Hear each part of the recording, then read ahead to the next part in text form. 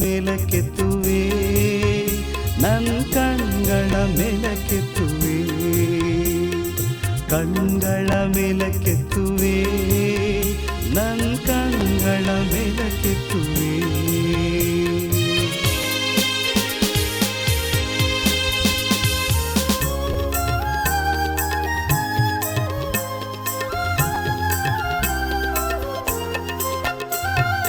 ಕಾಲು ಜಾರದಂತೆ ನಡೆಸುವ ನಿನ್ನ ಕಾಯುವವನು ತೂಕಡಿಸುವುದಿಲ್ಲ. ಹಗಲಲ್ಲಿ ಮೇಘ, ಇರುಳಲ್ಲಿ ಚಂದ್ರ ತಂದು ನಿನ್ನ ಆಧರಿಸುವ, ತಂದು ನಿನ್ನ ಆಧರಿಸುವ. ನನಗೆ ಸಹಾಯ ಬರುವ ಪರ್ವತಗಳ ಕಡೆಗೆ ಕಣ್ಗಳ ಮೇಲಕ್ಕೆತ್ತುವೆ, ನನ್ನ ಕಣ್ಗಳ ಮೇಲಕ್ಕೆತ್ತುವೆ.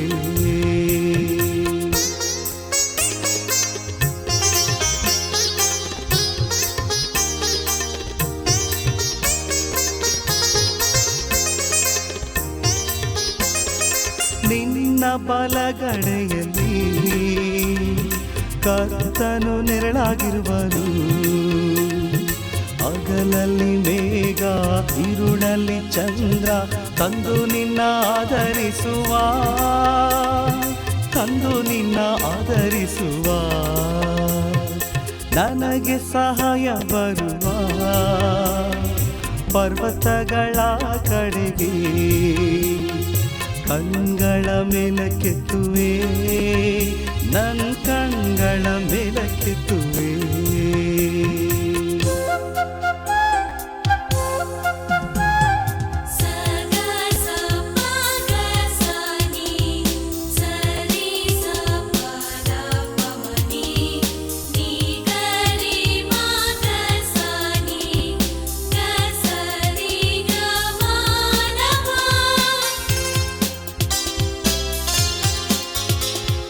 ಕೇಡಿಗೆ ತಪ್ಪಿಸಿ ಕಾಪಾಡುವ ಆತ ನಿನ್ನಾತ್ಮವ ಕಾಪಾಡುವ.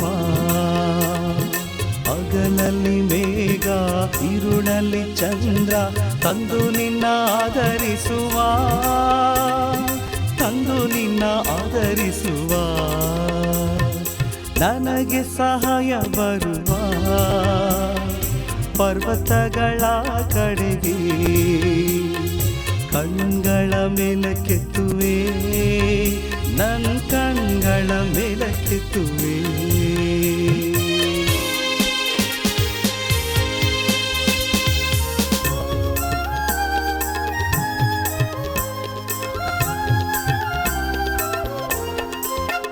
ನೀನು ಹೋಗುವಾಗ ಬರುವಾಗಲೂ ಇಂದು ಎಂದೆಂದು ಕಾಪಾಡುವ. ಸಕಲ ಸೃಷ್ಟಿಕರ್ತನಾದ ತ್ರೈಕ ದೇವರ ಪವಿತ್ರ ನಾಮದಲ್ಲಿ ನಿಮ್ಮೆಲ್ಲರಿಗೂ ಸಮಗ್ರ ಸತ್ಯವೇದ ಅಧ್ಯಯನ ಕಾರ್ಯಕ್ರಮಕ್ಕೆ ಪ್ರೀತಿಯ ಸುಸ್ವಾಗತ. ನಮ್ಮ ಕಳೆದ ಕಾರ್ಯಕ್ರಮದಲ್ಲಿ ನಾವು 2ನೇ ಬಾಧೆ ಕಪ್ಪೆಗಳು, 3ನೇ ಬಾಧೆ ಹೇನುಗಳು ಮತ್ತು 4ನೇ ಬಾಧೆ ವಿಷದ ಹುಳುಗಳು ಹಾಗೂ ಫರೋಹನು 2ನೆಯ ಸಂಧಾನಕ್ಕೆ ತೊಡಗುತ್ತಾನೆ ಎಂಬ ಪ್ರಸ್ತಾಪಗಳನ್ನು ಅಧ್ಯಯನ ಮಾಡಿದೆವು.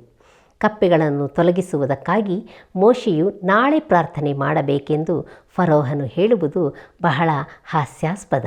ಹೇಗೂ ಮಾರನೆಯ ದಿವಸ ಕಪ್ಪೆಗಳು ಸತ್ತು ಹೋಗಿ ಇಡೀ ದೇಶದಲ್ಲೆಲ್ಲ ದುರ್ವಾಸನೆ ತುಂಬಿಕೊಂಡಿತು. ಹೇನುಗಳ ಬಾಧೆ ಉಂಟಾದಾಗ ಐಗುಪ್ತ್ಯರ ಜೋಯಿಸರು ಇದು ದೇವರ ಕೈಕೆಲಸವೇ ಸರಿ ಎಂದರು. ಅಂದರೆ ತಮ್ಮ ದೇವತೆಗಳು ನಿಜ ದೇವರಲ್ಲ ಎಂದು ಹೇಳುತ್ತಿದ್ದಾರೆ ಎಂದು ಒಪ್ಪಿಕೊಂಡಂತೆ ಕಾಣುತ್ತದೆಯಲ್ಲವೇ. ವಿಷದ ಹುಳುಗಳ ಕಾಟ ಉಂಟಾದಾಗ ಫರೋಹನು ಇಸ್ರಾಯೇಲ್ಯರಿಗೆ ಇದೇ ದೇಶದಲ್ಲಿಯೇ ಯಜ್ಞ ಮಾಡಲು ಅಪ್ಪಣೆ ಕೊಟ್ಟನು. ಕರ್ತನು ಫರೋಹನಿಗೆ ತಾನೇ ನಿಜವಾದ ದೇವರು ಎಂಬುದನ್ನು ಕಲಿಸಲು ಎಂಥ ಕಠಿಣವಾದ ಬಾಧೆಗಳನ್ನು ಬರಮಾಡಿದನು. ಆತನೇ ಸತ್ಯ ದೇವರಾಗಿದ್ದಾನೆ ಎಂದು ನಾವು ತಿಳಿದಿದ್ದೇವೆ. ಆತನ ಪ್ರೀತಿ ಸತ್ಯತೆಯನ್ನು ಇನ್ನೂ ಹೆಚ್ಚಾಗಿ ಈಗ ಕಲಿತುಕೊಳ್ಳೋಣ. ಶಿಲುಬೆಯ ಮೇಲೆ ಪ್ರಾಣ ಕೊಟ್ಟು ಜೀವಿತನಾಗಿ ಎದ್ದು ಬಂದಂಥ ನಮ್ಮ ರಕ್ಷಕನಾದ ಯೇಸುಕ್ರಿಸ್ತನ ಅತೀ ಪರಿಶುದ್ಧವಾದ ನಾಮದಲ್ಲಿ ನಿಮ್ಮನ್ನು ಮತ್ತೊಂದಾವರ್ತಿ ವಂದಿಸುತ್ತಾ ಇಂದಿನ ಸತ್ಯವೇದ ಅಧ್ಯಯನಕ್ಕೆ ಬಹು ಪ್ರೀತಿಯಿಂದ ಸ್ವಾಗತಿಸುತ್ತೇನೆ. ಪ್ರಿಯರೇ, ಈ ದಿನಗಳಲ್ಲಿ ನಾವು ವಿಮೋಚನಕಾಂಡ ಪುಸ್ತಕದ ಅಧ್ಯಯನವನ್ನು ಧ್ಯಾನ ಮಾಡುತ್ತಾ ಇದ್ದೇವೆ. ಈ ಅಧ್ಯಯನದ ಮೂಲಕ ಅನೇಕ ಆತ್ಮಿಕ ಪಾಠಗಳನ್ನು ಕಲಿತುಕೊಂಡು ನಾವು ಹೇರಳವಾಗಿ ಆಶೀರ್ವಸಲ್ಪಟ್ಟಿರುತ್ತೇವೆ. ದೇವರಿಗೆ ಮಹಿಮೆ ಉಂಟಾಗಲಿ. ಇಂದು ನಾವು ವಿಮೋಚನಕಾಂಡ ಪುಸ್ತಕದ 9ನೇ ಅಧ್ಯಾಯದ ಕಡೆಗೆ ನಮ್ಮ ಗಮನವನ್ನು ಹರಿಸೋಣ.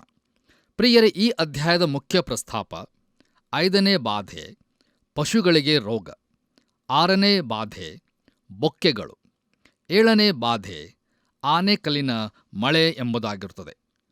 ನೋಡಿರಿ, ದೇವರು ಫರೋಹನ ಹೃದಯದ ಕಾಠಿಣ್ಯತೆಯೊಂದಿಗೆ ಹಾಗೂ ಐಗುಪ್ತರೊಂದಿಗೆ ವ್ಯವಹರಿಸುತ್ತಾ ಇದ್ದಾನೆ. ಫರೋಹನು ಎಲ್ಲಿಯವರೆಗೆ ಯೆಹೋವ ದೇವರನ್ನು ವಿರೋಧಿಸುತ್ತಾನೋ ಅಲ್ಲಿಯವರೆಗೆ ಬಾಧೆ, ಸಂಕಟಗಳು ಐಗುಪ್ತ ದೇಶಕ್ಕೂ ಅದರ ನಿವಾಸಿಗಳಿಗೂ ಉಂಟಾಗುತ್ತಲೇ ಇರುತ್ತವೆ. ಪ್ರಿಯರೇ, ದಯಮಾಡಿ ಗಮನಿಸಿರಿ, ಈ ಅಧ್ಯಾಯದವರೆಗೆ ಫರೋಹನು ತನ್ನ ಹೃದಯವನ್ನು ಕಠಿಣಪಡಿಸಿಕೊಂಡನೆಂದು ಬರೆಯಲ್ಪಟ್ಟಿದೆ. ಆದರೆ ಇಲ್ಲಿಂದ ಮುಂದಕ್ಕೆ ನೋಡುವಾಗ ದೇವರು ಅವನ ಹೃದಯವನ್ನು ಕಠಿಣಪಡಿಸಿದನು ಎಂಬುದಾಗಿ ನೋಡುತ್ತೇವೆ. ಫರೋಹನು ಯೆಹೋವ ದೇವರನ್ನು ಒಪ್ಪಿಕೊಳ್ಳಲು ಸತತವಾಗಿ ನಿರಾಕರಿಸಿದ್ದರಿಂದಲೂ ದೇವರ ಅಪ್ಪಣೆಯನ್ನು ಕೈಕೊಳ್ಳಲು ನಿರಾಕರಿಸಿದ್ದರಿಂದಲೂ ದೇವರು ನಾಶನದ ಮೂಲಕ ತನ್ನ ಶಕ್ತಿಯನ್ನು ತೋರ್ಪಡಿಸಿಕೊಂಡನು. ದೇವರು ನಮ್ಮನ್ನು ರಕ್ಷಿಸಲಿಕ್ಕೂ ನಮ್ಮ ಮೇಲೆ ತನ್ನ ಆಶೀರ್ವಾದಗಳನ್ನು ಸುರಿಸಲಿಕ್ಕೂ ಇಚ್ಛಿಸುವನಾಗಿದ್ದಾನೆ. ಆದರೆ ನಾವು ಆತನನ್ನು ನಿರಾಕರಿಸಿದರೆ ಆತನ ಶಾಪಗಳಿಗೆ ಗುರಿಯಾಗಬೇಕಾಗುತ್ತದೆ. ಫರೋಹನ ಜೀವಿತದಲ್ಲಿಯೂ ಇದೇ ಆಯಿತು. ದಯಮಾಡಿ ನಿಮ್ಮ ಸತ್ಯವೇದಗಳಲ್ಲಿ ವಿಮೋಚನಕಾಂಡ ಪುಸ್ತಕ 9ನೇ ಅಧ್ಯಾಯ ಪ್ರಾರಂಭದ 7 ವಚನಗಳನ್ನು ನನ್ನೊಂದಿಗೆ ಗಮನಿಸಿರಿ. ಅಲ್ಲಿ ನಾವು ಹೀಗೆ ನೋಡುತ್ತೇವೆ.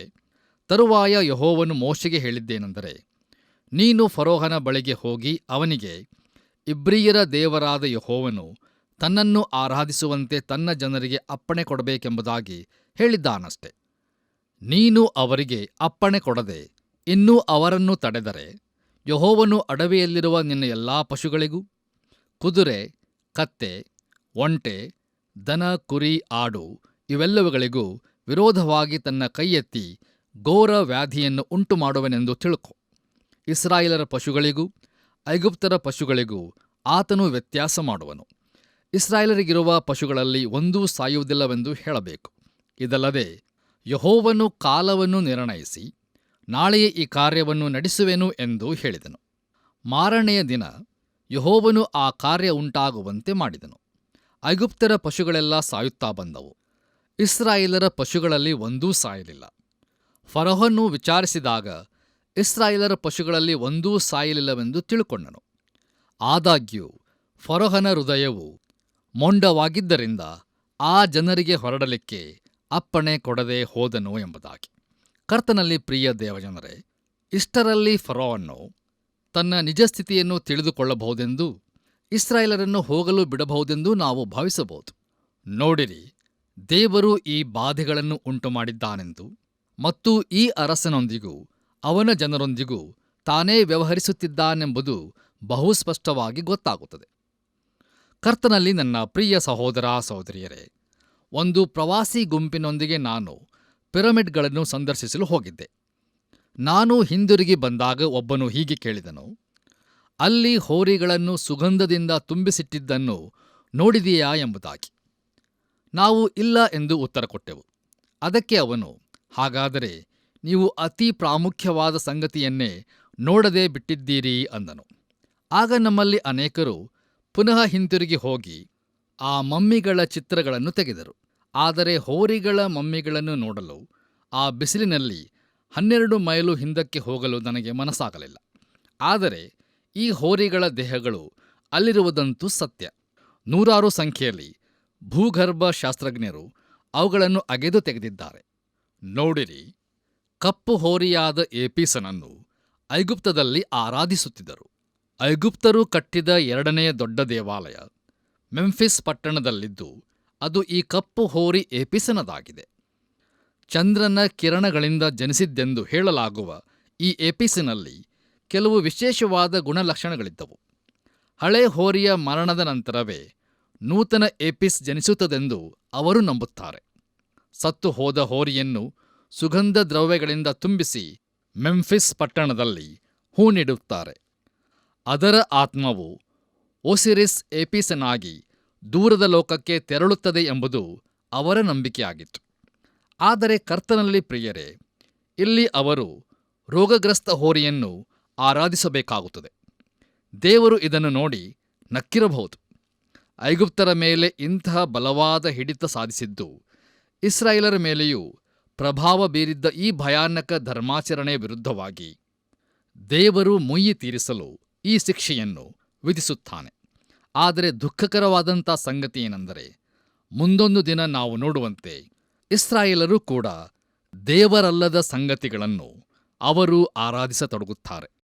ಬನ್ನಿರಿ ಪ್ರಿಯರೇ, ನಮ್ಮ ಧ್ಯಾನವನ್ನು ಮುಂದುವರಿಸಿ ವಿಮೋಚನಕಾಂಡ ಪುಸ್ತಕ 9ನೇ ಅಧ್ಯಾಯ 8ರಿಂದ 10 ವಚನಗಳನ್ನು ಓದುವಾಗ ಅಲ್ಲಿ ಹೀಗೆ ನೋಡುತ್ತೇವೆ. ಯೆಹೋವನು ಮೋಶೆ ಆರೋನರಿಗೆ, ನೀವು ಆವಿಗೆಯ ಬೂದಿಯನ್ನು ಕೈತುಂಬ ತೆಗೆದುಕೊಳ್ಳಿರಿ. ಮೋಶೆ ಅದನ್ನು ಫರೋಹನ ಕಣ್ಣಿನ ಮುಂದೆ ಆಕಾಶಕ್ಕೆ ತೂರಲಿ. ಅದು ಸಣ್ಣ ಪುಡಿಯಾಗಿ ಐಗುಪ್ತ ದೇಶದಲ್ಲೆಲ್ಲ ಹಬ್ಬಿ ಮನುಷ್ಯರಲ್ಲಿಯೂ ಪಶುಗಳಲ್ಲಿಯೂ ಹುಣ್ಣಾಗುವ ಬೊಕ್ಕೆಗಳನ್ನುಂಟು ಮಾಡುವುದು ಎಂದು ಹೇಳಿದನು. ಮೋಶೆ ಆರೋನರು ಆವಿಗೆಯ ಬೂದಿಯನ್ನು ತೆಗೆದುಕೊಂಡು ಫರೋಹನ ಮುಂದೆ ನಿಂತುಕೊಂಡರು.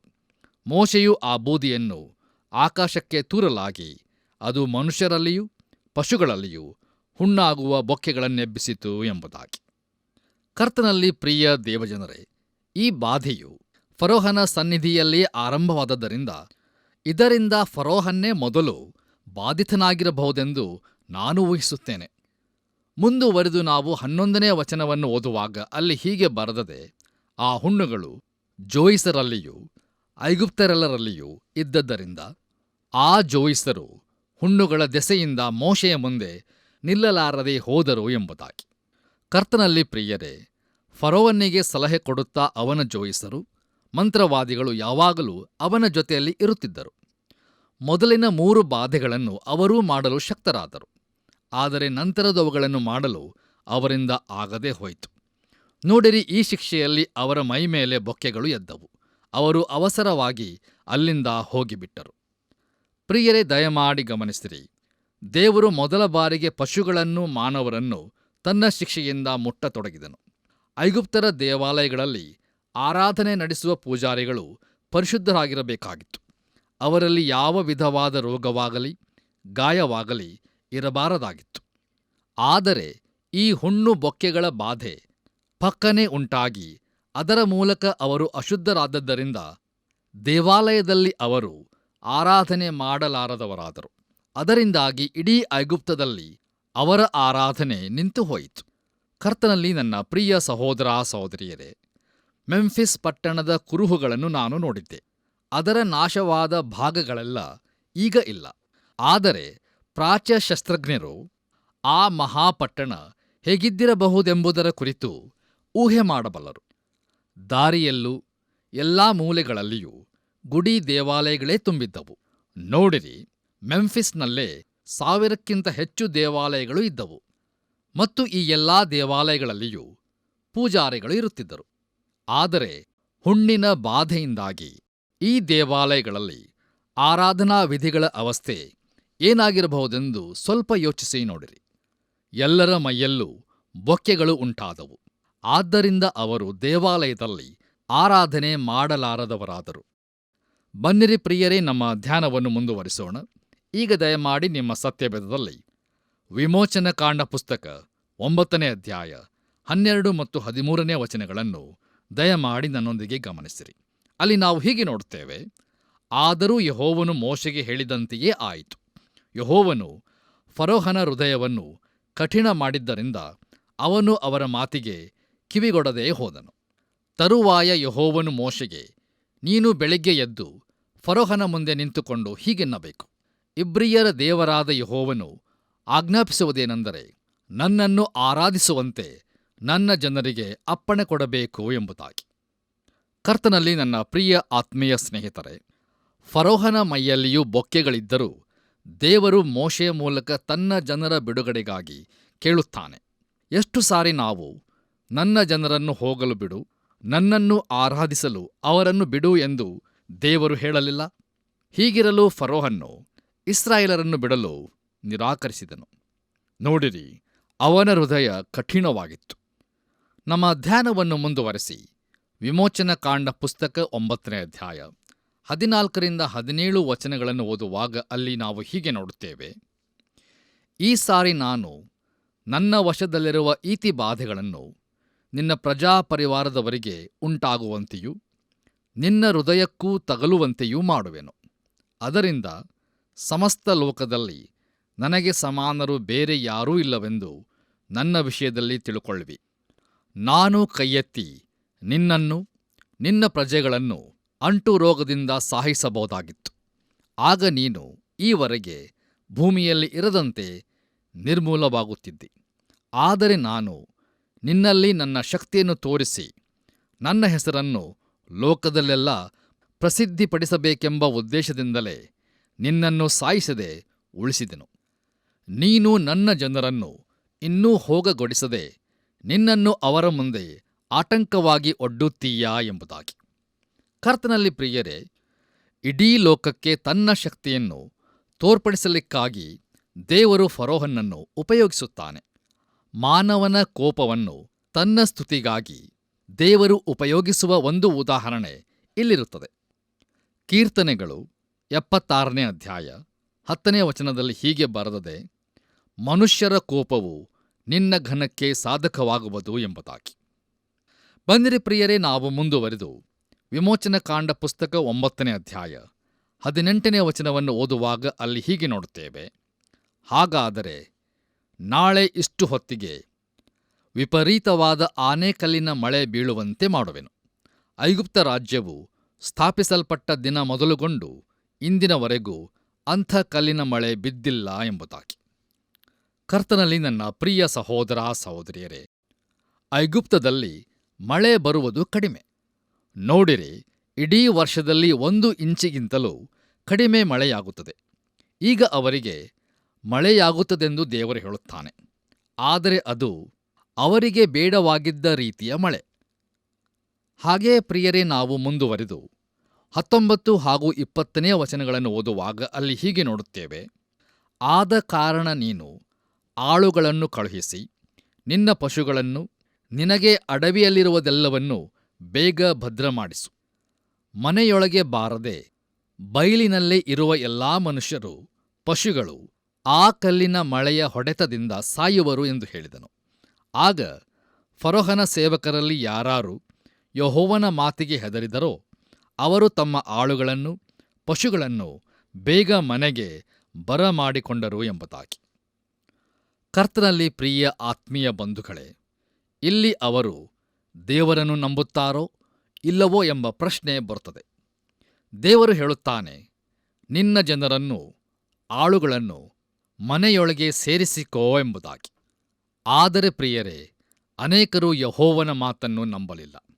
ಅವರಿಗೆ ಈ ಶಿಕ್ಷೆಯಿಂದ ನಷ್ಟ ಉಂಟಾಯಿತು. ನೋಡಿರಿ, ದೇವರು ಅವರಿಗೆ ಒಂದು ಅವಕಾಶವನ್ನು ಕೊಟ್ಟಿದ್ದನು. ಆದರೆ ಅವರು ಆತನ ಮಾತನ್ನು ನಂಬುತ್ತಾರೋ ಇಲ್ಲವೋ ಎನ್ನುವುದು ಅವರ ಆಯ್ಕೆಗೆ ಬಿಟ್ಟ ವಿಚಾರವಾಗಿತ್ತು. ಪ್ರಿಯರೇ, ಈ ದಿನಗಳಲ್ಲಿಯೂ ಸಹ ಈ ಮಾತು ಬಹು ಸತ್ಯವಾಗಿದೆ.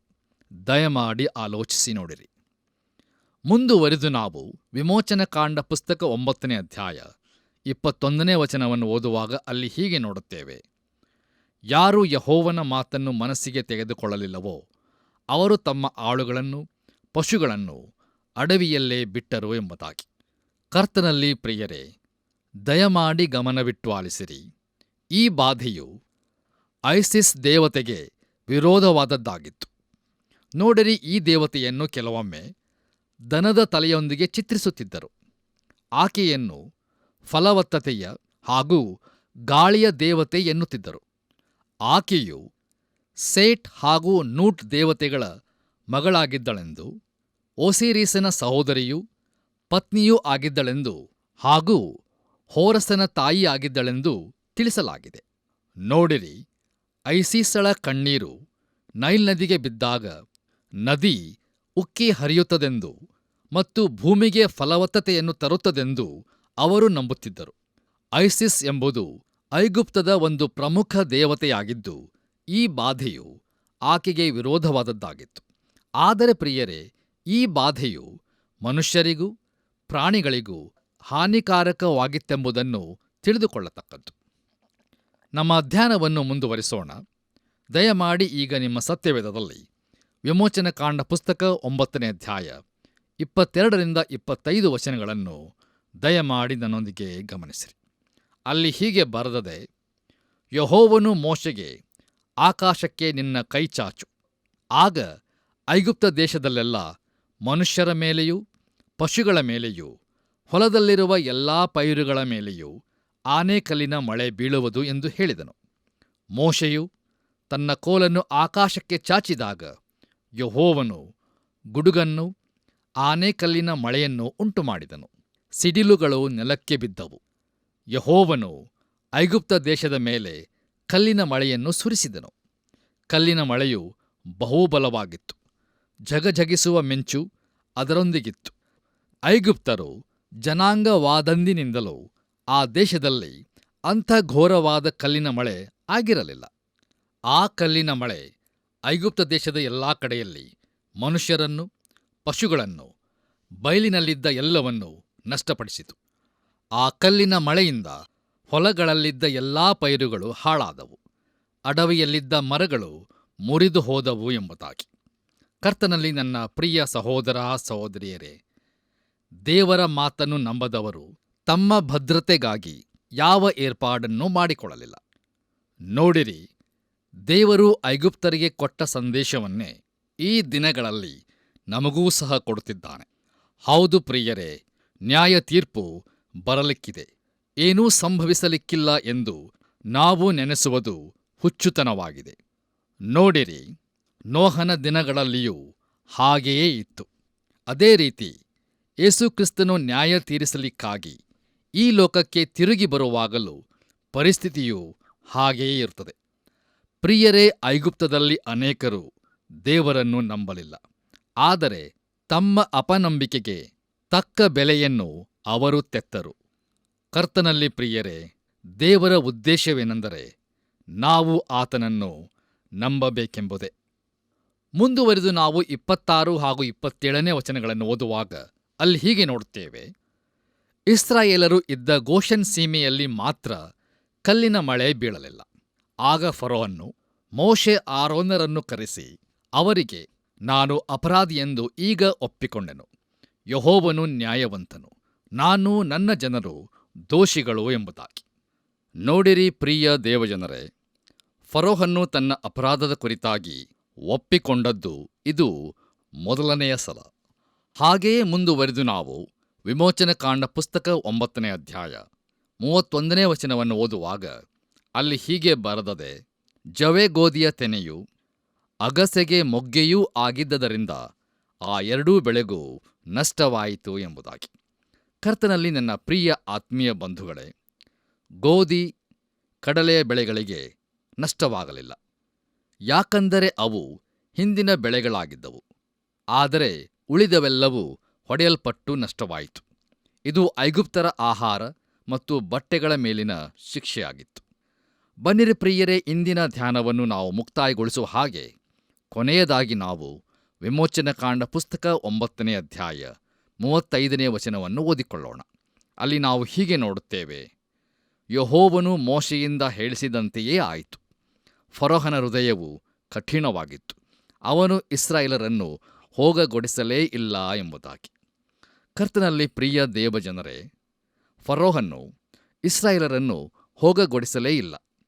ನೋಡಿರಿ, ದೇವರು ಐಗುಪ್ತರನ್ನು ಎಚ್ಚರಿಸುವುದಕ್ಕಾಗಿ ಮತ್ತು ದೇವರಲ್ಲದ ಆರಾಧನೆಗಳಿಂದ ಅವರನ್ನು ತಿರುಗಿಸುವುದಕ್ಕಾಗಿ ಅವರನ್ನು ಹೊಡೆದನು. ಆದರೆ ಪ್ರಿಯರೇ, ಜನರ ನಾಯಕನಾದ ಫರೋಹನು ತನ್ನ ಹೃದಯವನ್ನು ಕಠಿಣಪಡಿಸಿಕೊಂಡೇ ಇದ್ದನು. ಇಲ್ಲಿಗೆ ಪ್ರಿಯರೇ, ಇಂದಿನ ನಮ್ಮ ವಾಕ್ಯ ಧ್ಯಾನವು ಮುಕ್ತಾಯವಾಯಿತು. ಈ ವಾಕ್ಯ ಸಂದೇಶವನ್ನು ಆಲಿಸುತ್ತಿರುವಂಥ ನನ್ನ ಪ್ರಿಯ ಸಹೋದರ ಸಹೋದರಿಯರೇ, ದೇವರು ಕೃಪಾಕಾಲದಲ್ಲಿರುವ ನಮ್ಮೆಲ್ಲರಿಗೂ ಸಹ ಮತ್ತು ಆತನ ಕಡೆಗೆ ತಿರುಗಿಕೊಳ್ಳುವುದಕ್ಕೆ ಒಂದು ಸದವಕಾಶವನ್ನು ಈ ದಿನಗಳಲ್ಲಿ ಕೊಡುತ್ತಿದ್ದಾನೆ. ಹೌದು, ನ್ಯಾಯ ತೀರ್ಪು ಬಹುಬೇಗನೆ ಬರಲಿಕ್ಕಿದೆ. ಆದ್ದರಿಂದ ಪ್ರಿಯರೇ, ಕೃಪಾ ಸಮಯವಿರಲಾಗಿ ನಾವು ನಮ್ಮ ಜೀವಿತವನ್ನು ಆತನಿಗೆ ಸಮರ್ಪಿಸೋಣ ಮತ್ತು ಯೇಸುಕ್ರಿಸ್ತನನ್ನು ನಮ್ಮ ಸ್ವಂತ ರಕ್ಷಕನನ್ನಾಗಿ ಸ್ವೀಕರಿಸಿಕೊಂಡು ಆತನ ಮಹಿಮೆಯುಳ್ಳ ನಿತ್ಯ ರಾಜ್ಯಕ್ಕೆ ಬಾಧ್ಯಸ್ಥರಾಗೋಣ. ಹಾಗಾಗುವಂತೆ ತಂದೆಯಾದ ದೇವರು ನಮ್ಮೆಲ್ಲರಿಗೂ ತನ್ನ ಕೃಪೆಯನ್ನು ಅನುಗ್ರಹಿಸಲಿ. ಆಮೆನ್. ದೇವ ಮಕ್ಕಳೇ, ಇದುವರೆಗೆ ಆತ್ಮನ ಸಹಾಯದಿಂದ ಸಜೀವ ವಾಕ್ಯವನ್ನು ಅಧ್ಯಯನ ಮಾಡಿದೆವು. ಯೆಹೋವನೆಂಬವನು ಯಾರು, ಯೆಹೋವನು ಯಾರೋ ನನಗೆ ಗೊತ್ತಿಲ್ಲ ಎಂದ ಫರೋಹನಿಗೆ ದೇವರು ತಾನು ಯಾರೆಂದು ಬಾಧೆಗಳ ಮೂಲಕ ಸ್ಪಷ್ಟವಾಗಿ ತಿಳಿಸಿದನು. ಮೋಸ ಹೋಗಬೇಡಿರಿ, ದೇವರು ತಿರಸ್ಕಾರವನ್ನು ಸಹಿಸುವವನಲ್ಲ. ಮನುಷ್ಯನು ತಾನು ಏನು ಬಿತ್ತುತ್ತಾನೋ ಅದನ್ನೇ ಕೊಯ್ಯಬೇಕು ಎಂದು ಗಲಾತ್ಯ 6:7 ನೋಡುತ್ತೇವೆ. ಜೀವಸ್ವರೂಪನಾದ ದೇವರ ಕೈಯಲ್ಲಿ ಸಿಕ್ಕಿ ಬೀಳುವುದು ಭಯಂಕರ. ನಾವು ಎಷ್ಟು ಸಾರಿ ಸತ್ಯವೇದವನ್ನು ಓದಿ ಮುಗಿಸಿ ಅವುಗಳಿಗೆ ವಿಧೇಯರಾಗದೆ ಹೋದರೆ ಅದರಿಂದ ಲಾಭವೇನೂ ಇಲ್ಲ. ಗಮನವಿಟ್ಟು ಕೇಳೋಣ, ಕೈಕೊಂಡು ನಡೆದು ಜೀವಿಸೋಣ. ದೇವರು ನಿಮ್ಮೆಲ್ಲರನ್ನು ಆಶೀರ್ವದಿಸಲಿ. ಆತ್ಮವೇ ಸ್ತೋತ್ರಿಸು, ಸರ್ವೇಂದ್ರಿಗಳೇ ಸ್ತುತಿಸಿರಿ, ಜೀವವುಳ್ಳ ದೇವನ ಸ್ತುತಿಸಿರಿ. ಆತ್ಮವೇ ಸ್ತೋತ್ರಿಸು, ಸರ್ವೇಂದ್ರಿಗಳೇ ಸ್ತುತಿಸಿರಿ, ಜೀವವುಳ್ಳ ದೇವನ ಸ್ತುತಿಸಿರಿ. ಆತ್ಮವೇ ಸ್ತೋತ್ರಿಸು, ಸರ್ವೇಂದ್ರಿಗಳೇ ಸ್ತುತಿಸಿರಿ, ಜೀವವುಳ್ಳ ದೇವನ ಸ್ತುತಿಸಿರಿ. ಹಲ್ಲೆಲೂಯ. ಆತ್ಮವೇ ಸ್ತೋತ್ರಿಸು, ಸರ್ವೇಂದ್ರಿಗಳೇ ಸ್ತುತಿಸಿರಿ, ಜೀವವುಳ್ಳ ದೇವನ ಸ್ತುತಿಸಿರಿ.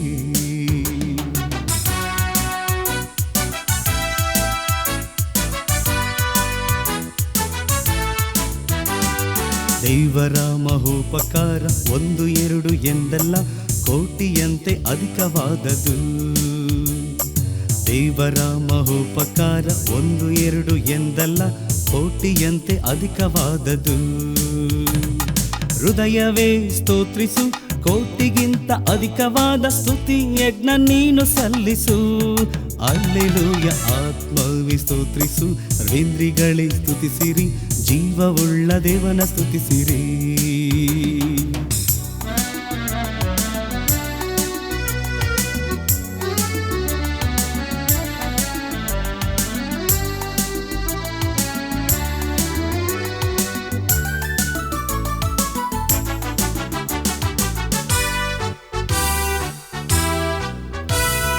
ಸಮಸ್ತ ಪ್ರಜೆಗಳೇ, ಭೂಮಿಯ ನಿವಾಸಿಗಳೇ, ನನ್ನೊಡನೆ ದೇವನ ಸ್ತುತಿಸಿರಿ. ಸಮಸ್ತ ಪ್ರಜೆಗಳೇ, ಭೂಮಿಯ ನಿವಾಸಿಗಳೇ, ನನ್ನೊಡನೆ ದೇವನ ಸ್ತುತಿಸಿರಿ. ಪಂಜರದಲ್ಲಿ ಸಿಕ್ಕಿಕೊಂಡ ಪಕ್ಷಿಯಂತೆ ಇರುವ ನಮ್ಮ ವಿಮೋಚಿಸಿದ ದೇವನ ಸ್ತುತಿಸಿರಿ. ಹಲ್ಲೆಲೂಯ. ಆತ್ಮವೇ ಸ್ತೋತ್ರಿಸು, ಸರ್ವೇಂದ್ರಿಗಳೇ ಸ್ತುತಿಸಿರಿ, ಜೀವವುಳ್ಳ ದೇವನ ಸ್ತುತಿಸಿರಿ. ಈ ಕಾರ್ಯಕ್ರಮ ನಿಮಗೆ ಇಷ್ಟವಾಯಿತೆ? ಈಗಲೇ ಒಂದು ಮಿಸ್ಡ್ ಕಾಲ್ ಕೊಡಿರಿ. ಮುಂದಿನ ವಿಜೇತರು ನೀವಾಗಿರಬಹುದು.